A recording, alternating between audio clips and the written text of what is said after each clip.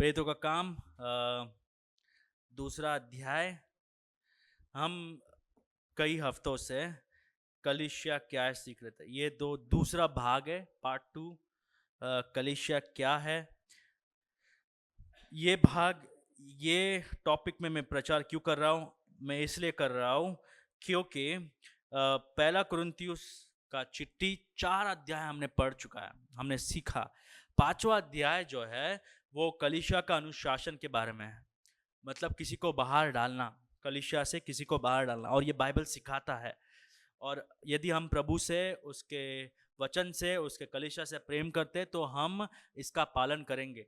लेकिन क्योंकि हम ऐसे संस्कृति में जी रहे हैं जहाँ पर जिम्मेदारी या फिर जहाँ पर वाचा बांधना अभी एक अनोखा चीज हो चुका है, राइट? इसको हम कहते हैं कि कमिटमेंट फोबिया एरा। मतलब जब कमिटमेंट का बात आता है, जब वाचा बांधने का बात आता है, जहाँ पर हमें जिम्मेदारी, हिसाब, जवाबदारी देने का बात आता है, तो लोगों को डर लगता है। ये क्यों? क्योंकि संस्कृति जो है वो बदल रहा है। तो ऐसे संस्कृति में हम तब तक ऐसे चीजों को समझ नहीं पाएंगे जब तक हम बुनियादी चीजों को नहीं समझ पाएंगे। कलीसिया क्या है, सुसमाचार क्या है, बपतिस्मा क्या है, प्रभु भोज क्या है, किसी को अंदर कलीसिया के अंदर लाना क्या है, सदस्यता। जब तक हम किसी को अंदर लाना क्या है वो समझ नहीं पाएंगे, तो बाहर क्यों डालना है वो हम समझ नहीं पाएंगे। तो 5वां अध्याय में हम फिर जाएंगे, पहले कुरिन्थियुस के 5वां अध्याय में, लेकिन तब जाएंगे जब हमने एक बुनियाद डाला है। वो बुनियाद क्या है? कलीसिया क्या है और कलीसिया क्या करता है, राइट? कलीसिया क्या करता है। हम ऐसे संस्कृति में जी रहे हैं, हम ऐसे समय में जी रहे हैं जहाँ पर लोग ये कहते हैं कि शादी भी मत करो क्योंकि शादी एक जिम्मेदारी है। अगर अगर आपको शादी करना है तो आप सोच समझ कर कीजिए, क्योंकि शादी में रिश्ता होता है, जवाबदारी होती है, राइट? तो बुनियादी चीजों में भी लोग आजकल प्रभु के वचन को मानने से चूक जा रहे हैं। और बच्चे जो है, अब अगर आप शादी भी कर लो तो बच्चे मत पैदा करो, क्योंकि बच्चे जो है एक बोझ है। ये संस्कृत सिखाता है, लेकिन प्रभु का वचन कहता है कि शादी प्रभु का योजना है और बच्चे प्रभु का आशीर्वाद है। तो कलीसिया जो है ये संस्कृति के खिलाफ हर हर वक्त जाना चाहिए।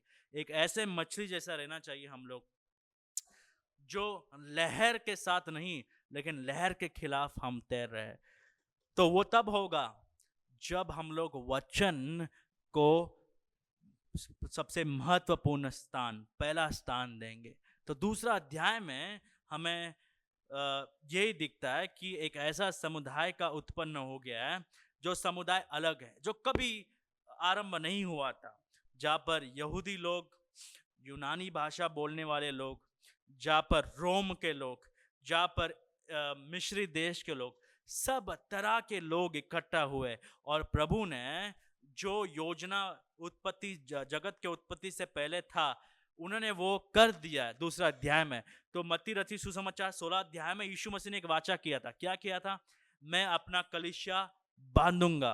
तो ये शब्द जो है कलीसिया, ये शब्द एक मामूली शब्द था, क्योंकि अगर आप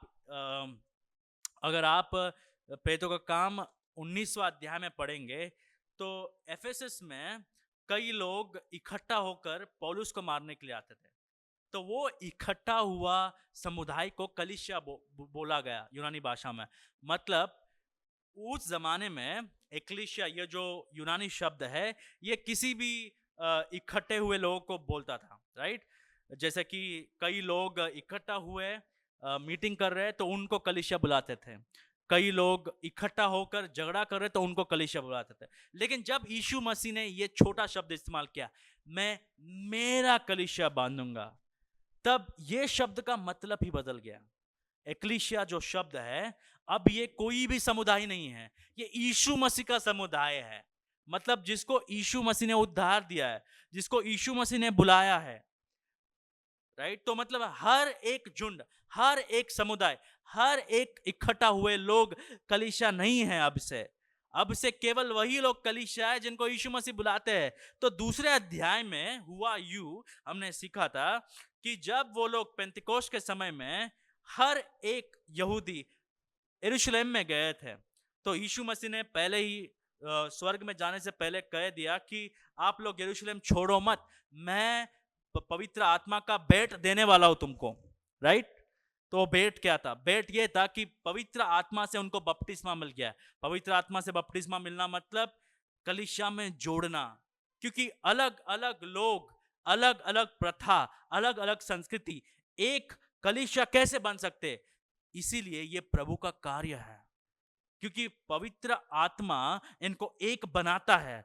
जब जब कोई विश्वास करता है यीशु मसीह में, उनको प्रभु अपने बड़ा कलीसिया, या फिर जो कलीसिया दिखता नहीं, यूनिवर्सल चर्च, राइट, जो कलीसिया हर एक समय, हर एक स्थान, हर एक लोगों को दर्शाता है, वो कलीसिया में जोड़ देता है। और जो लोग वो कलीसिया के सदस्य है, अब वो लोग स्थानीय जगह में इकट्ठा होते हैं। तो इसका आरंभ हो गया दूसरा अध्याय में। ये कलीसिया को प्रभु ने, राइट, जन्म दे दिया है। तो हमने पहला भाग में ये देखा था कि कलीसिया क्या है। तो हमने पहला चीज ये देखा, कलीसिया उन लोगों से बना हुआ है जिनके हृदय में सुसमाचार कार्य किया। दूसरा मुद्दा हमने ये देखा कि कलीसिया उन लोगों से बना है जिन्होंने पश्चाताप किया है। तीसरा मुद्दा हमने ये देखा कि कलीसिया उन लोगों से बना है जो पवित्र आत्मा को एक भेंट के रूप में पाए गए। फिर चौथा बात हमने ये देखा कि कलीसिया उन लोगों से बना है जिन्होंने पाप से छुटकारा, माफी पा चुका है। और आखिर में हमने कलीसिया का परिभाषा ये देखा कि कलीसिया उन लोगों से बना है जो प्रभु के संप्रभु बुलावट से बुलाए गए हैं। हर लोगों को कलीसिया के भागी होने के लिए प्रभु नहीं बुलाते हैं, केवल वही लोग को बुलाते हैं प्रभु ने जिनको जगत के उत्पत्ति से पहले चुन लिया है। तो वो पहला भाग था। राइट? अब दूसरा भाग ये है, हम, राइट, हम 37वां वचन से हम ये सीखेंगे। राइट? आज जो है हम 40वां वचन से सीखेंगे। राइट? आज का मुख्य मुद्दा ये है, बड़ा विचार ये है, विश्वासियों को ये समझना चाहिए कि कलीसिया, विश्वासियों को ये समझना चाहिए कि कलीसिया उन विश्वासियों से बना है जिन्होंने यीशु मसीह के सुसमाचार को स्वीकार किया है। स्थानीय चर्चों में बपतिस्मा लिया है, या फिर स्थानीय कलीसिया में बपतिस्मा लिया है, अन्य विश्वासियों के साथ परमेश्वर की सेवा और आराधना करना जारी रखते हैं, एक दूसरे के साथ एकजुट होते हैं और एक दूसरे से प्रेम करते हैं, नियमित रूप से एक दूसरे से मिलते हैं और केवल विश्वासियों को मसीह के शरीर का हिस्सा बनने के लिए आमंत्रित करते हैं। ये जो मैं कह रहा हूं ये आपको देखना है। राइट? हमको बेरियन जैसे बनना है। 17 अध्याय में, राइट, बेरियन जैसे लोग थे। राइट? यही पुस्तक में बेरियन लोग क्या करते थे? जो पौलुस ने प्रचार किया है, जो पौलुस ने, वो देखते थे कि क्या पौलुस ने वचन के अनुसार प्रचार किया क्या नहीं। तो हमको बेरियन जैसे बनना है। जो मैं प्रचार कर रहा हूं, क्या आपको वचन में दिख रहा है? वचन में मतलब ये पद, जो पद मैंने लिया है आज, ये चंद वचने, राइट, 6 से 7 वचन में, क्या आपको मैं जो बोलने जा रहा हूं वो आपको दिख रहा है क्या नहीं? एक सैती कलीसिया ये देखता है, वचन पर गौर करता है। तो ये जो मुख्य मुद्दा है वो ये पद से आता है। बराबर? तो आज 7 चीज हम सीखेंगे। पहला चीज ये है, राइट, पहला चीज ये है कि कलीसिया उन लोगों से बना है जो सुसमाचार को स्वीकार करते हैं। कलीसिया उन लोगों से बना है जो सुसमाचार को स्वीकार करते हैं, या फिर जो सुसमाचार को स्वीकार किए हैं। प्रेरितों का काम दूसरा अध्याय में 40वां वचन से हम पढ़ते हैं। उसने बहुत और बातें से भी गवाही दे देकर समझाया कि अपने आप को इस तेरी जाति से बचाओ। मतलब पतरस ने प्रचार किया। पतरस ने केवल यही प्रचार नहीं किया कि मन फिराओ, पतरस ने और कुछ प्रचार किया और सुसमाचार को समझाया, सुसमाचार पर चर्चा किया। ये करने के बाद राइट दूसरा वचन कहता है कि देखिए, अतः जिन्होंने उसका वचन ग्रहण किया, राइट ग्रहण किया, ये शब्द का मतलब ये भी हो सकता है जिन्होंने स्वीकार किया, जिन्होंने वचन को अपनाया है, दे हैव एक्सेप्टेड।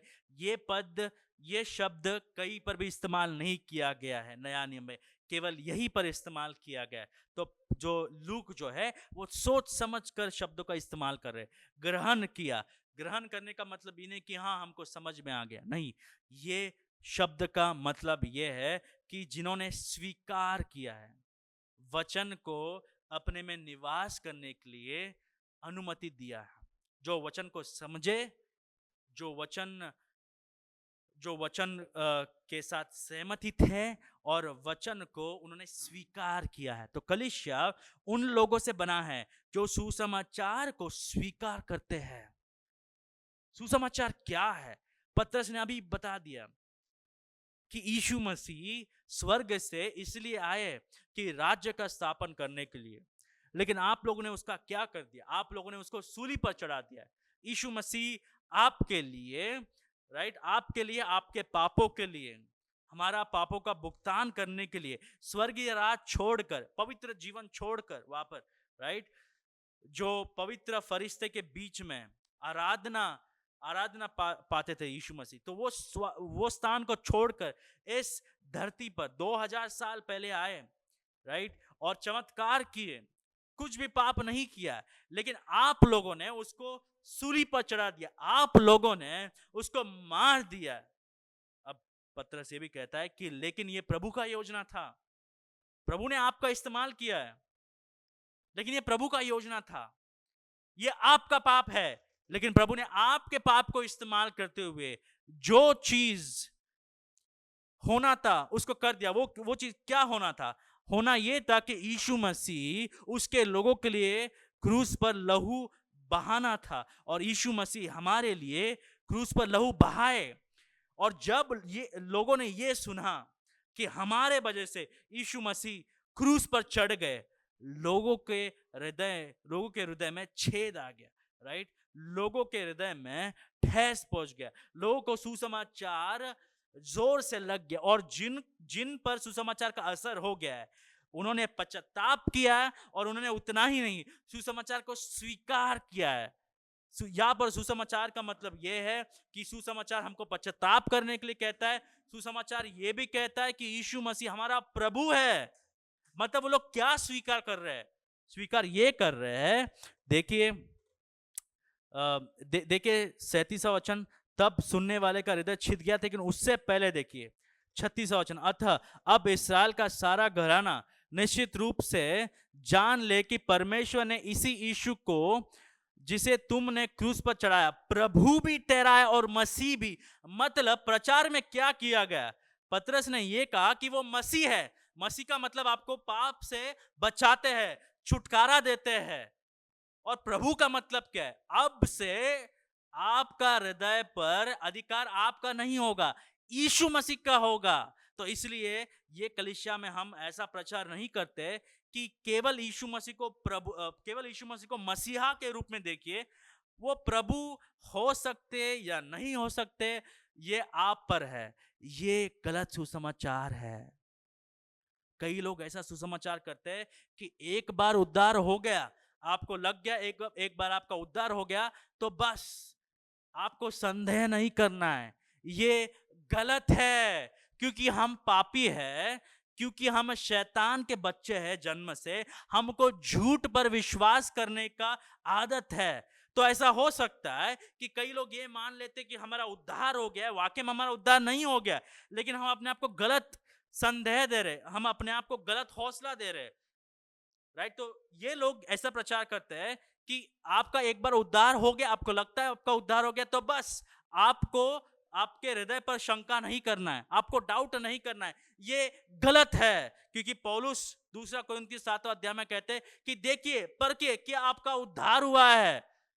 जो व्यक्ति यीशु मसीह को मसीहा के रूप में स्वीकार करता है, वो व्यक्ति हर दिन यीशु मसीह को प्रभु के रूप में देखता है। यीशु मसीह केवल मसीहा नहीं, प्रभु भी है। तो अगर यीशु मसीह का आज्ञाएं आप पर बोझ है, आप यीशु मसीह को प्रभु के रूप में नहीं देख रहे। अगर आप कहते हैं कि हमारा एक बार उद्धार हो गया, यीशु मसीह हमारा एक बार मसीहा है, बस हो गया, खाता खत्म, मामला खत्म, रात गई बात गई। लेकिन आज हम कैसे जी रहे, इससे हमें कोई फर्क नहीं पड़ता है। ये सुसमाचार गलत है। जो यीशु मसीह आपको बचाए हैं, वो आपको बचाए रखते हैं। जो यीशु मसीह आपको छुटकारा दिए, जो यीशु मसीह को आप सुने और पश्चाताप किए, वो यीशु मसीह को आप प्रभु मानते हर दिन। आपका समय, पैसा, शादी, जीवन, क्या खाना है, कैसे रहना है, कैसे जीवन जीना है, इस सब पर अधिकार प्रभु का वचन है। अभी हमने संविधान में पढ़ा, यीशु मसीह का वचन का अंतिम अधिकार हमारे जीवन पर है। Word of God is authoritative for faith and practice. तो कई लोग झूठा सुसमाचार प्रचार करते हैं। वो सुसमाचार क्या है? एक बार आपने हाथ उठा दिया, बस आप क्रिस्ती हो। पतरस ने ऐसा प्रचार नहीं किया। पतरस ने ऐसा प्रचार किया कि क्या यीशु मसीह आपका प्रभु है। परमेश्वर ने यीशु मसीह को जो क्रूस पर लटकाए गए थे, उसको मसीहा भी बनाया और प्रभु भी बनाया। अगर यीशु मसीह आपके जीवन पर प्रभुता नहीं रखते तो आपका उद्धार नहीं हुआ है। क्योंकि यीशु मसीह यूहन्ना का पत्रिका में क्या कहते हैं, यूहन्ना का चिट्ठी में क्या कहते हैं, सुसमाचार में क्या कहते हैं, क्या आप मुझसे प्रेम करते हो तो मेरा वचन का पालन करो। प्रेम करना, वचन का पालन करना, ये दोनों साथ में जाता है। हमें कैसा पता चलता है कि आपका उद्धार हुआ है? आपको एक क्षमता दिया जाता है, नया हृदय दिया जाता है कि आप प्रभु को स्वीकार करते हो, प्रभु की आज्ञा के अनुसार चलते हो। आपको पालन करने का हृदय दिया जाता है। जिसको ये हृदय नहीं दिया जाता है, वो कभी यीशु मसीह का वचन का पालन नहीं करेगा। तो यीशु मसीह मसीहा भी है और प्रभु भी है। तो वो जो कहेंगे वो हम करेंगे। नहीं भैया, भारत देश में ऐसा नहीं चल सकता है, क्योंकि भारत देश में हम संस्कृति के अनुसार चलते हैं। अगर आप भारत देश के संस्कृति के अनुसार चल रहे हैं और यीशु मसीह आपका प्रभु नहीं है, आप अनंत काल के नरक में जा रहे हो। इससे कोई फर्क नहीं पड़ता है आप कहां से है, आप कौन सा भाषा बोलते हो। अगर आपने एक बार पश्चाताप कर लिया तो आपका प्रभु यीशु मसीह है। आपको अच्छा लगता है नहीं लगता है, इससे कोई फर्क नहीं पड़ता है, क्योंकि यीशु मसीह सभी का प्रभु है। आप चुन नहीं सकते ये चीज हमें अच्छा लगता है, ये चीज हमें अच्छा नहीं लगता है, ये चीज हमें अच्छा लगता है, ये चीज हमें अच्छा नहीं लगता। नहीं, एक ख्रिस्ती जब पश्चाताप करता है, उसका प्रभु यीशु मसीह है। जो यीशु मसीह कहते हैं वो करते हैं। यीशु मसीह भेड़ को देख के क्या कहे? भीड़ को देख के यीशु मसीह ये नहीं कहे कि जो कोई मेरे पीछे आएगा उसको पैसा दे दूंगा, जो व्यक्ति मेरे पीछे आएगा उसको जीवन में आगे बढ़ाऊंगा। देखिए, बड़ा भीड़ है। और यीशु मसीह क्या कहे, पता है आपको क्या कहे? जो मेरे पीछे चलना चाहता है उसको हर दिन क्रूस उठाना पड़ेगा। 3 चीज, अपने आप को तृणीकार करो, डिनाई योरसेल्फ, क्रूस उठाओ, मेरे पीछे चलो। ये भीड़ को देख के कह रहा है। मतलब यीशु मसीह को इससे कोई दिलचस्पी नहीं है कितने लोग इसके पीछे आ रहे हैं, बराबर। अब ये प्रचार सुन के थोड़े लोग चले भी गए। यीशु मसीह सच्चा प्रचार किए। जिसको यीशु मसीह के पीछे चलना है उसको ऐसा रास्ते में चलना है जहां पर आपको अपना जीवन भी देना पड़ेगा। क्योंकि क्रूस का मतलब क्या है? क्रूस पे मृत्यु होता है, सच्चे ख्रिस्ती लोग तात्कालिक चीजों को त्याग देते हैं क्योंकि अनंत काल की चीजों को पाना चाहते हैं। सच्चे ख्रिस्ती लोग तात्कालिक चीजों को मतलब अपना जीवन भी त्याग दे देते हैं क्योंकि उनको पता है उनका आत्मा जो है वो अनंत काल का है, और अनंत काल के चीजों को पाने के लिए हम तात्कालिक चीजों को छोड़ देते हैं। तो कौन उसका सच्चा चेला? जो तात्कालिक चीजों को पकड़ कर नहीं रखता है। लेकिन हमारे देश में ऐसा होता है कि हम अनंत काल के चीजों को त्याग दे देते हैं ताकि हम तात्कालिक चीजों को पा सके। ये उल्टा है। यीशु मसीह ऐसा प्रचार नहीं किए। यीशु मसीह का प्रचार यह है कि आपको मेरे पीछे आना है तो अपने आप को तुनिकार करो, अपने आप को नाकारो, अपने आप के लिए जियो मत, अपने क्रूस को उठाओ और मेरे पीछे चलते रहो, चलते रहो, चलते रहो। पतरस का प्रचार भी वही है। क्या आपने ये सुसमाचार को स्वीकार किया है? क्या आप जानते हैं कि यीशु मसीह आपका राजा है, यीशु मसीह आपका उद्धार करता है, और उतना ही नहीं, यीशु मसीह आपका प्रभु है। बाइबल के अनुसार सुसमाचार यही है। जो सुसमाचार यीशु मसीह को केवल उद्धारकर्ता के रूप में जानता है और प्रभु के रूप में नहीं, वो सुसमाचार नहीं है।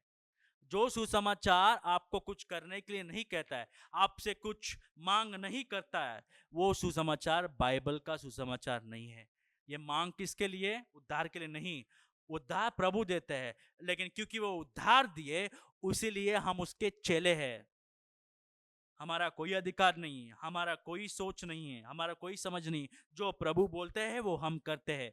ये सुसमाचार को लोग स्वीकार करते हैं। तो कलीसिया उन लोगों से बना है जो सुसमाचार को स्वीकार करते हैं। क्या सुसमाचार? अभी हमने देखा 36वां वचन में पतरस ने यह कहा कि यीशु मसीह मसीहा है, उद्धार करता है और प्रभु है। आपका जीवन कैसा है? आप अपने आप को क्रिस्ती बुलाते हैं, मैं अपने आप को क्रिस्ती बुलाता हूँ, लेकिन क्या चीजों को त्याग कर रहे हैं हम तात्कालिक चीजों को पाने के लिए? प्रभु की संगति, बाइबल पढ़ना, प्रभु में बढ़ना, प्रभु के लोगों के साथ रहना, इन चीजों को त्याग करते हुए क्या पाना चाहते हो? तात्कालिक चीजें। हो सकता है अब छोटे घर में रह रहे तो बड़े घर में हो जाएंगे, हो सकता है अभी फैन है तो एसी आ जाएगा, हो सकता है बच्चों अभी इंग्लिश मीडियम में पढ़ रहे हैं इंटरनेशनल स्कूल में पढ़ेंगे, और क्या बढ़ने वाला है? और कुछ नहीं। इन चीजों के लिए अगर हम प्रभु और उसके प्रथा, उसके वचन के खिलाफ जाकर हमारे जीवन को बांधते हैं तो हम सुसमाचार को नहीं जानते हैं। कलीसिया उन लोगों से नहीं भरा है जो यीशु मसीह को जानते हैं लेकिन अपने आप जीते हैं। कलीसिया उन लोगों से भरा हुआ है, कलीसिया उन लोगों से बना हुआ है जो सुसमाचार को स्वीकार करते हैं। सुसमाचार को स्वीकार करना मतलब क्या है? यीशु मसीह को उद्धारकर्ता के रूप में देखना और प्रभु मानना। यीशु मसीह ऑलरेडी प्रभु है, हम उसके प्रभुता के अधीन हो जाते हैं। हम यीशु मसीह को प्रभु नहीं बनाते हैं। अगर हमने यीशु मसीह को प्रभु बनाया तो हम प्रभु बन गए। यीशु मसीह ऑलरेडी प्रभु है। हम नम्र बनकर कहते हैं कि प्रभु आप प्रभु है, हमको आपके प्रभुत्व के अधीन में रहना है। हम पश्चाताप करेंगे, हम अपना जीवन जिएंगे। क्या आपने वो किया? क्या आपके जीवन से हमें यह दिख रहा है कि यीशु मसीह आपका प्रभु है? क्या आपके जीवन पर यीशु मसीह का प्रभुत्व दिख रहा है हमें? अगर नहीं तो आप सच्चा सुसमाचार नहीं जानते हो। मिलावट का सुसमाचार हमें नहीं स्वीकार करना है। जो सुसमाचार यीशु मसीह ने प्रचार किया, क्या प्रचार किया है? अगर आपको मेरे पीछे चलना है तो आपको आपका जीवन भी त्याग करना होगा। भीड़ को देखकर यीशु मसीह ने अपना सुसमाचार बदला नहीं, भीड़ को देख के ही ये सुसमाचार बोल दिया। तो इसका मतलब क्या है? यीशु मसीह को भीड़ नहीं चाहिए, यीशु मसीह को चेले चाहिए जो अपने आप को तुनिकार कर रहे, जो अपने क्रूस को उठा रहे हर दिन और जो यीशु मसीह के पीछे चल रहे। तो कलीसिया उन लोगों से बना है जो यीशु मसीह का क्रूस उठा के हर दिन चल रहे, हर दिन। इसमें चाहे पैसों का त्याग करना पड़े, चाहे समय का त्याग करना पड़े, चाहे रिश्तों का भी त्याग करना क्यों ना पड़े, और आखिर में कई कई लोगों को अपना जान त्याग करना पड़े। इसको हम कहते हैं बाइबल आधारित ख्रिस्ती जीवन। Traditional Christianity will lead you to hell. जो ख्रिस्ती समझ संस्कृति के अनुसार है वो नरक से आता है। जो ख्रिस्ती जीवन का परिभाषा बाइबल से आता है वो हमें अनंत काल का जीवन देगा। तो पहला चीज, कलीसिया उन लोगों से बना है जो सुसमाचार को स्वीकार करते हैं। हमने ये देख लिया 40 और 41 में। अब हम 41 में दूसरा चीज देखते हैं, राइट। अतः जिन्होंने उसका वचन ग्रहण किया उन्होंने बपतिस्मा लिया। मतलब दूसरा चीज, जो सुसमाचार को ग्रहण करते हैं केवल वही लोग को बपतिस्मा देते हैं हम लोग। देखिए, कलीसिया उन लोगों से बना है जो स्थानीय चर्चों में बपतिस्मा लेते हैं। जिन लोगों ने वचन को स्वीकार किया, जिन लोगों ने सुसमाचार को स्वीकार किया, उनको बपतिस्मा दिया जा रहा है, राइट। उनको बपतिस्मा दिया जा रहा है।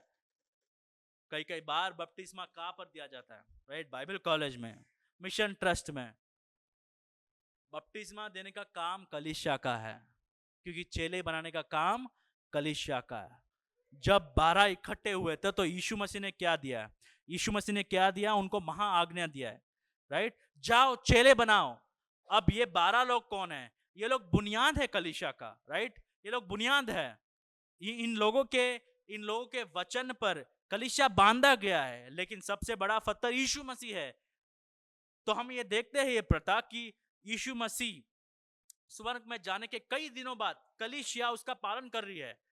कलीसिया बपतिस्मा दे रही। तो बपतिस्मा उन्हीं लोगों को दिया जाता है जो लोग वचन को स्वीकार करते हैं, जो लोगों ने पश्चाताप किया है। एक व्यक्ति आ जाता है, दूसरा दिन उसको बपतिस्मा दे देते हैं हम लोग। नहीं, यीशु मसीह ने हमें उसके पीछे चलने वालों को नहीं बनाने बोला है। यीशु मसीह ने हमें चेले बनाने बोला है। और चेले तब बनते हैं जो सुसमाचार जानते हैं, जो सुसमाचार के अनुसार चलने का प्रयास कर रहे हैं। तो दूसरा चीज यह है, कलीसिया उन लोगों से बना है जो स्थानीय चर्चों में बपतिस्मा लेते हैं। अब मामला वहां पर खत्म नहीं होता है। देखिए, तीसरा मुद्दा यह है, कलीसिया उन लोगों से बना है जिन्हें स्थानीय चर्चों में जोड़ा जाता है। देखिए, और उसी दिन 3000 मनुष्य के लगभग उनमें मिल गए। इसका मतलब क्या है? उनमें मिल जाने का मतलब क्या है? मतलब ऑलरेडी एक संख्या है 120 लोगों का, राइट। एक संख्या है, राइट। अंग्रेजी में यह शब्द इस्तेमाल किया, दे वर एडेड टू द नंबर। मतलब संख्या था वहां पर। उन लोगों को पता था कि कौन ख्रिस्ती है, किसने बपतिस्मा लिया है, जो कौन सुसमाचार जानते हैं। तो 120 लोग ख्रिस्ती है। कलीसिया का स्थापना हुआ है, पवित्र आत्मा ने सबको जोड़ दिया है। और किसको जोड़ रहे हैं वो लोग? जिन्होंने पश्चाताप किया है, जिन्होंने बपतिस्मा लिया है। बपतिस्मा लेने के बाद तुरंत क्या होता है? जोड़ देते हैं। मतलब कलीसिया के अंदर आते हैं वो लोग, राइट। कलीसिया के अंदर आते हैं। तो मतलब जेरूशलेम में ये जो पहला कलीसिया का स्थापना हुआ है जेरूशलेम में, वहां पर सदस्यता हमें देखने मिलता है। किसको जोड़ रहे हैं? संख्या में किसको जोड़ रहे हैं? केवल वही लोग जो सुसमाचार सुने, जिसका हृदय पर छेद हो गया है। सुसमाचार ने छेद किया है, सुसमाचार का शक्ति का अनुभव कर चुके हैं, और जिन्होंने पश्चाताप किया है और जिन्होंने बपतिस्मा लिया है, उनको उनके संख्या में जोड़ा दिया गया है। तीसरा चीज यह है, कलीसिया उन लोगों से बना है जिन्हें, इसका मतलब जिन्होंने सुसमाचार सुना है, पश्चाताप किया है, बपतिस्मा लिया है, जिन्होंने वचन का स्वीकार किया है, अंगीकार किया है, उन लोगों को स्थानीय कलीसिया में जोड़ा जाता है। कई बार हम पूछते हैं कि आपको किधर दिखता है सदस्यता? यही दिखता है, पहला दिन, कलीसिया का पहला दिन है, वहां पर केवल वही लोगों को जोड़ा जा रहा है। और वहां पर शब्द भी बहुत ही जानबूझकर ये शब्द का इस्तेमाल किया जा रहा है। लूक ये कहता है उनमें मिल गए, राइट, उनमें मिल गए मतलब संख्या में जोड़ा दिया गया। आप अगर देखते हैं तीसरा अध्याय, चौथा अध्याय, पांचवा अध्याय, वहां पर और एक बार लूक ये कहता है कि 5,000 लोग जुड़ गए। अब लोगों को क्यों गिन रहे हैं? अगर सबको क्रिस्ती बुलाएंगे तो क्यों गिन क्यों रहे हैं? क्योंकि उनको पता है कि चेले केवल वही है जिन्होंने विश्वास किया है, पश्चाताप किया है और बपतिस्मा लिया है। केवल वही लोगों को जोड़ रहे हैं। तो कलीसिया किन लोगों से बना है? जो पश्चाताप करते हैं, जो बपतिस्मा लेते हैं, और उनको ही हम जोड़ देते हैं। वहां पर हमें सदस्यता दिखता है। एक प्रचार केवल सदस्यता पर होगा, लेकिन आज हम देखेंगे कि तीसरा मुद्दा यह है, स्थानीय चर्चों में जोड़ देते हैं। क्यों जोड़ते हैं? क्यों जोड़ते हैं? अब ये बात सुन लीजिए, कई लोग वहां पर केवल थोड़े दिनों के लिए आए थे यरूशलेम में। यीशु मसीह का सुसमाचार ऐसा है कि वो लोग सब छोड़ छाड़ कर यरूशलेम में अपना जीवन बिताने लग गए। इसीलिए तो उन्होंने अपना सब कुछ बेच दिया। क्यों? क्योंकि कई लोगों का जॉब चला गया, कई लोगों को घर से बाहर निकाल दिया गया। क्यों? क्योंकि अगर उन दिनों में आप ये कहेंगे कि यीशु मसीह पर विश्वास करते, तो यहूदी लोग आपको मार देंगे। इसके वजह से वो समुदाय जो है अपने लोगों को संभाल रहा है। तो जिनको बपतिस्मा दिया है, जिनको कलीसिया में जोड़ा गया है, उनको क्या हो रहा है? देखिए दूसरा वचन देखिए, 42वां वचन। और वे प्रेरितों से शिक्षा पाने और संगति रखने और रोटी तोड़ने और प्रार्थना करने में लौलीन रहे। चौथा मुद्दा यह है कि जिनको बपतिस्मा दिया जाता है उनको सर्टिफिकेट नहीं देते, जाओ अभी आपका जिंदगी जी लो।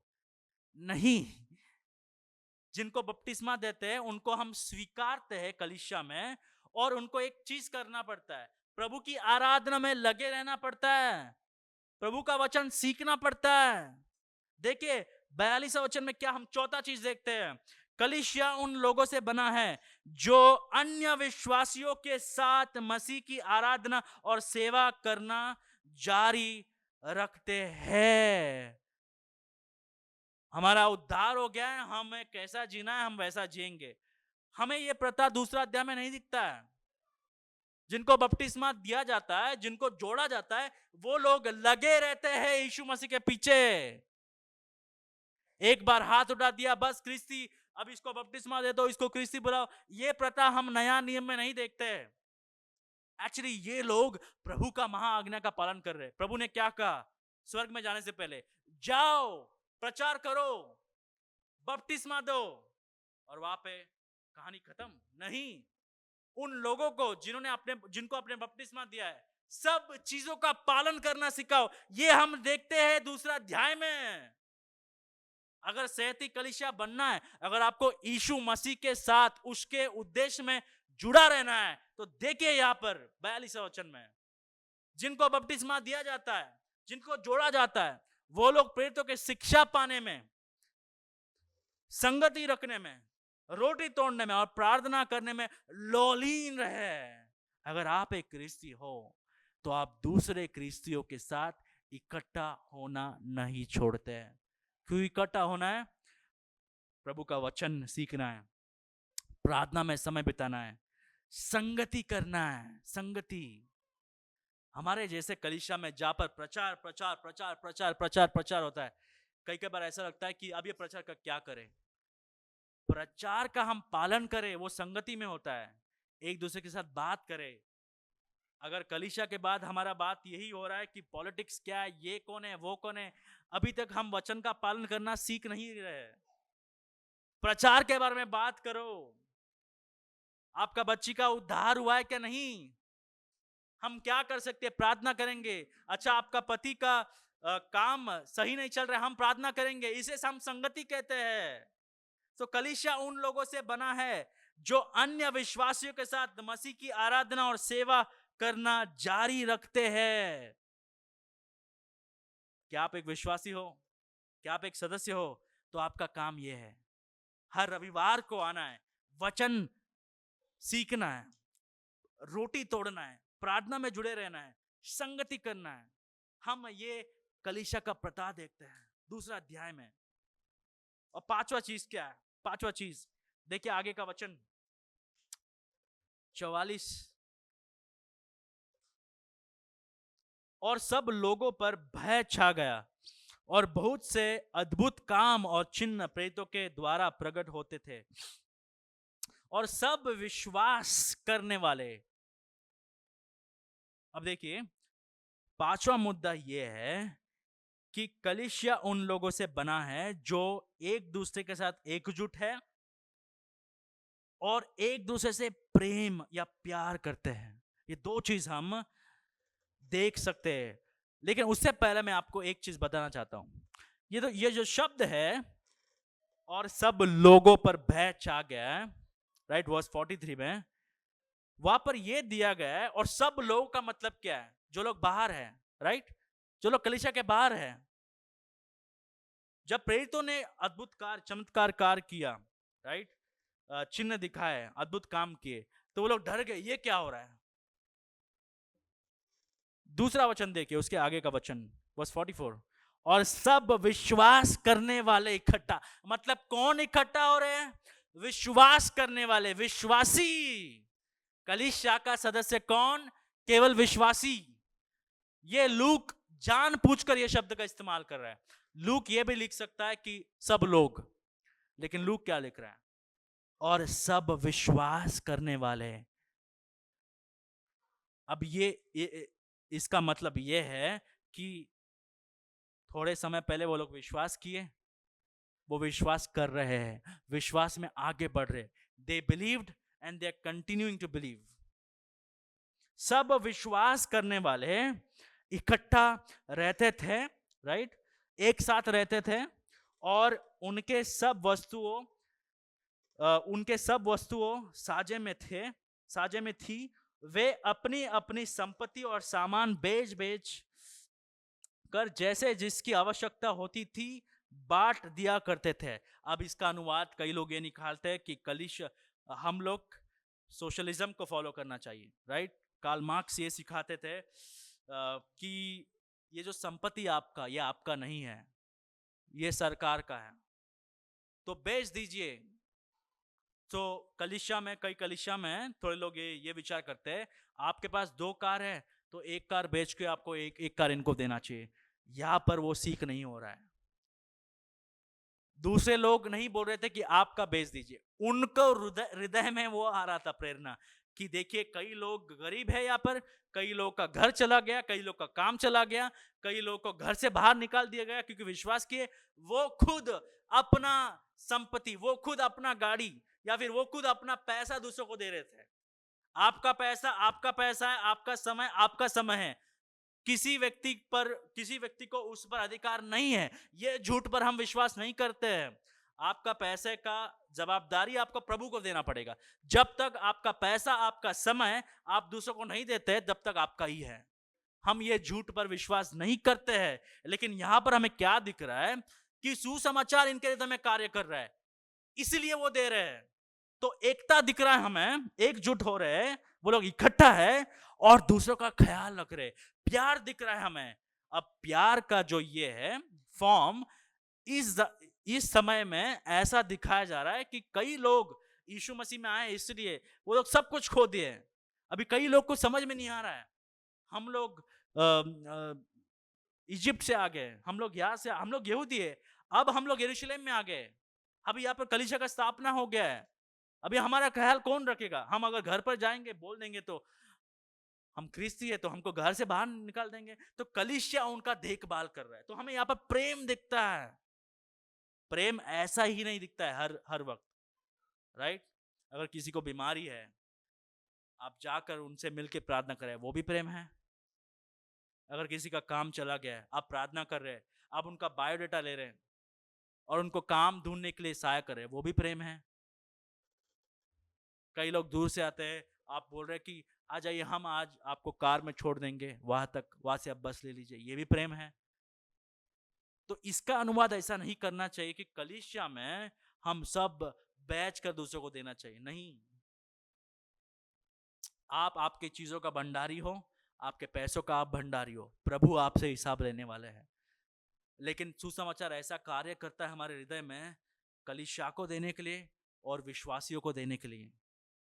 वो सुसमाचार का काम है, सुसमाचार को करने दीजिए।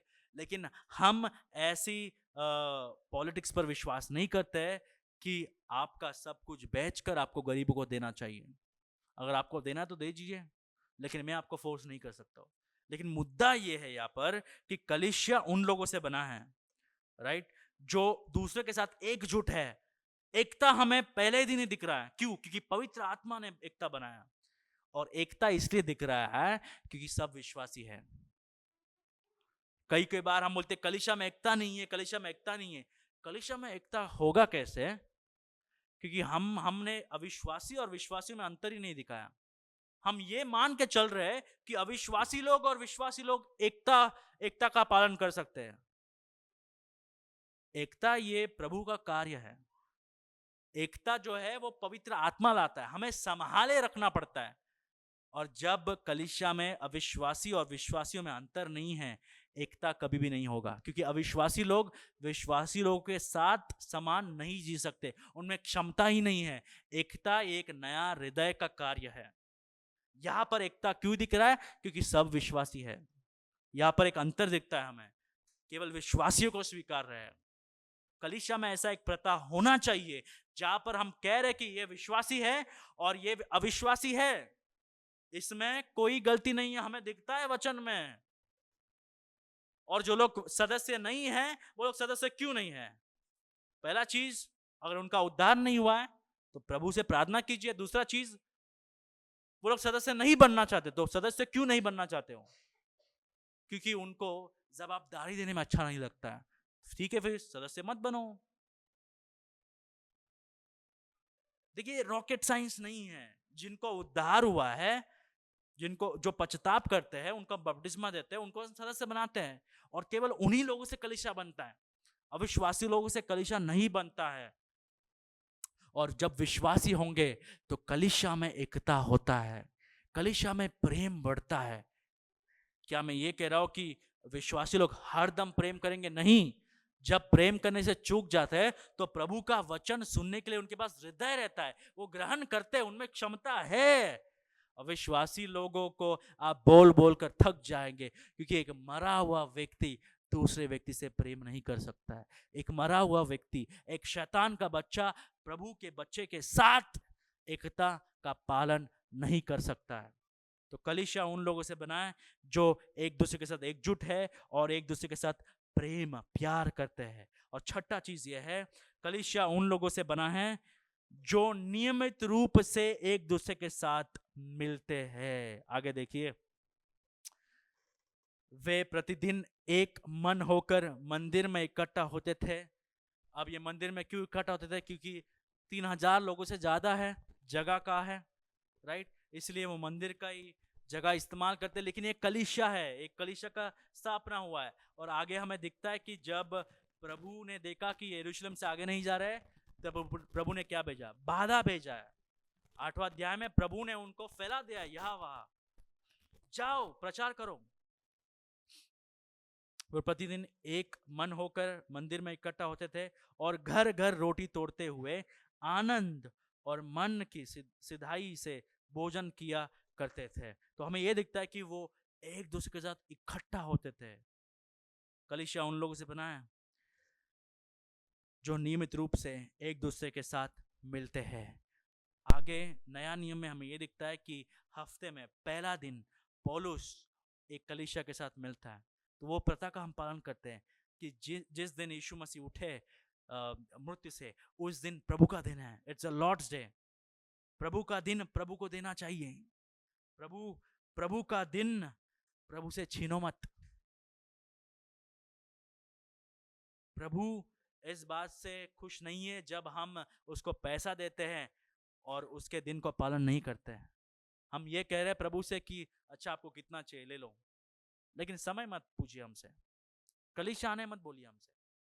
हमें दिखता है कि ये लोग हर दिन मिल रहे हैं यहाँ पर, लेकिन आगे हम दिखते हैं कि प्रभु ये आशा रखते हैं कि एक दिन हम रविवार का पालन करते हैं, वो दिन प्रभु का है। हमारे आराधना करें, हफ्ते का पहला दिन हमारा आरंभ कैसा होता है? प्रभु का वचन सुनते हैं, प्रभु की आराधना करते हैं, प्रभु के लोगों से मिलते हैं। वो हफ्ते भर तक हम प्रभु के लिए जीने के लिए हमें शक्ति मिलता है, सामर्थ्य मिलता है, और एक हौसला मिलता है, और एक मार्गदर्शन मिलता है कि हफ्ता भर हमें ऐसा चलना है, ऐसा बात करना है। क्यों? क्योंकि प्रभु का लोग हमें प्रोत्साहन करते, उकसाते हैं अच्छे काम के लिए। प्रभु का दिन प्रभु से छीनो मत। कलीसिया उन लोगों से बना है जो नियमित रूप से एक दूसरे से मिलते हैं। और आखिर में प्रभु का इच्छा क्या है? कलीसिया के सदस्य कौन होना चाहिए? देखिए प्रभु का इच्छा क्या है। और परमेश्वर की स्तुति करते थे और सब लोग थे, और देखिए गौर से, जो उद्धार पाते थे उनको प्रभु प्रतिदिन उनमें मिला देता था। सातवां चीज यह है, कलीसिया केवल विश्वासियों से बना है। प्रभु का आपको आपको यह पता करना है कि प्रभु क्या चाहते हैं सदस्यता के बारे में। प्रभु ये चाहते हैं, देखिए, जो उद्धार पाते थे उनको प्रभु जोड़ रहे थे, मनुष्य नहीं। सदस्यता ये मनुष्य ने नहीं बताया है, अमेरिका में कोई पास्टर ने नहीं सिखाया, प्रभु सिखाया है। पहला दिन कलीसिया का पहला दिन ही, जैसे जैसे कलीसिया का उत्पन्न हो गया है, कलीसिया पैदा हो गया है, कलीसिया आ गया है। प्रभु क्या कर रहे हैं? केवल वही लोग को जोड़ रहे हैं जिनका उद्धार हुआ है। तो प्रभु का आशा भी है, प्रभु का उद्देश्य है, प्रभु का इच्छा यह है कि खारगर बाइबल चर्च के सदस्य केवल विश्वासी रहे। प्रभु पहला सदस्यता का पालन किए। क्यों? क्योंकि प्रभु ही केवल विश्वासियों को जोड़ रहे, उनको प्रभु प्रतिदिन उनमें मिला देते थे। सदस्यता का मतलब क्या है? कि कलीसिया एक प्रभु का समुदाय है, और प्रभु वो संख्या में जिनका उद्धार होता है उनमें मिला दे रहे हैं। तो ये है सातवां चीज। प्रभु का इच्छा ये है कि जो लोग उसकी आराधना कर रहे हैं वो लोग केवल विश्वासी रहे, क्योंकि प्रभु पवित्र है और केवल पवित्र लोग उसकी आराधना कर सकते हैं। आप पूछ सकते हैं कि क्या हम पवित्र हैं? यहाँ पर नहीं, हम पवित्र नहीं है, लेकिन यीशु मसीह का नीतिमत्वता के वजह से, यीशु मसीह का धार्मिकता के वजह से, यीशु मसीह का क्षमा के वजह से, यीशु मसीह के अनुग्रह के वजह से, यीशु मसीह के दया के वजह से हम एक पवित्र लोग हैं।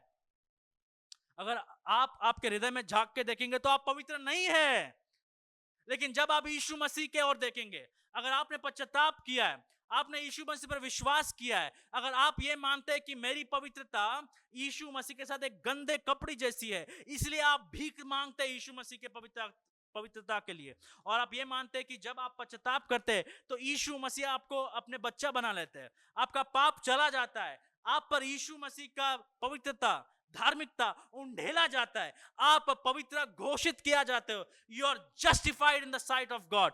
केवल वही लोगों को जिनको धर्मी ठहराया गया है कलीसिया का सदस्य बनाते थे यीशु मसीह। ये कलीसिया का प्रथा है। कलीसिया किन लोगों से बना है? केवल विश्वासियों से। अगर हम एक ऐसा कलीसिया बनना चाहते हैं जो प्रभु का वचन पर आधारित है, तो ये प्रथा से कभी हटो मत। चाहे पासबान बदले, चाहे सदस्य बदले, अगर यहाँ पर लोग मिल रहे खारगर बाइबल चर्च के नाम में, ये प्रथा को रोको मत। क्योंकि जब अविश्वासी लोग कलीसिया में आते हैं वो लोग अपने मन के अनुसार कलीसिया को चलाएंगे। क्या आपको कलीसिया का नाश करना है? क्या आपको कलीसिया का बढ़ोतरी को रोकना है? तो पहला मुद्दा यह है, अविश्वासियों को अंदर लाइए। सबसे सरल। अगर कलीसिया में पाप को बढ़ाना है, कलीसिया में प्रभु का महिमा को हटा देना है, कलीसिया में मनुष्य की आराधना करना है, तो बहुत ही सरल है, बहुत ही सरल है। अविश्वासियों को कलीसिया के भागी बनाओ, क्वायर में अभी अविश्वासियों को शामिल करो, प्रभु भोज उनको ही लेने दो, क्योंकि प्रचार कर पाते हैं, उनको कुछ कलीसिया में सेवकाई दे दो। जब तक अविश्वासी लोग कलीसिया में सेवकाई कर रहे हैं, तब तक वो कलीसिया बढ़ेगा नहीं। कलीसिया केवल विश्वासियों से बना है, ये प्रभु का कलीसिया है। प्रभु केवल उन्हीं लोगों को स्वीकार करते हैं जिनका पश्चाताप हुआ है, जो यीशु मसीह पर विश्वास किया। क्या आप एक सदस्य हैं? क्या आपने यीशु मसीह पर विश्वास किया है? क्या आपने कभी अपने पापों के वजह से पश्चाताप किया है? क्या आपने कभी कबूली किए, हे प्रभु हम पापी हैं, हमें क्षमा कर। हम ये मानते हैं कि यीशु मसीह आए हमारे लिए, मरे, गाड़े गए, तीसरे दिन जी उठे, अब हम आपके पीछे चलना चाहते हैं। क्या आप ये विश्वास करते हैं? अगर आपने कभी विश्वास नहीं किया तो पश्चाताप करो और यीशु मसीह के लहू पर, उसके सुसमाचार पर विश्वास करो। आज का सीख ये है, कलीसिया एक परमेश्वर निर्धारित साधन है जिसके माध्यम से हम परमेश्वर की सेवा करते हैं और उनमें वृद्धि करते हैं, या फिर उनमें हम बढ़ते हैं। कलीसिया एक परमेश्वर निर्धारित साधन है जिसके माध्यम से हम परमेश्वर की सेवा करते हैं और उनमें वृद्धि करते हैं। आप परमेश्वर की सेवा कलीसिया के बिना नहीं कर सकते। आप परमेश्वर में कलीसिया के बिना नहीं बढ़ सकते। ये परमेश्वर निर्धारित, this a God ordained institution, ये आपके जीवन के लिए, आपके परिवार के लिए बहुत ही महत्वपूर्ण है। ये है कलीसिया, ये है हम दूसरा अध्याय में सीखते हैं। हमने लगभग 12 पॉइंट सीखा ये चंद वचनों से। आने वाले दिनों में हम और सीखेंगे कलीसिया क्या है, हम सीख लिया। अब कलीसिया क्या करता है वो हम ये पुस्तक से सीखेंगे, और हम फिर से पहला कुरिन्थियों में जाएंगे। ये कलीसिया है भाई और बहनों। अगर हमारा कलीसिया पवित्र रहना चाहता है, अगर हमारा कलीसिया बढ़ना चाहता है, अगर हमारा कलीसिया प्रभु को महिमा देना चाहता है, तो हमें इसका पालन करना होगा।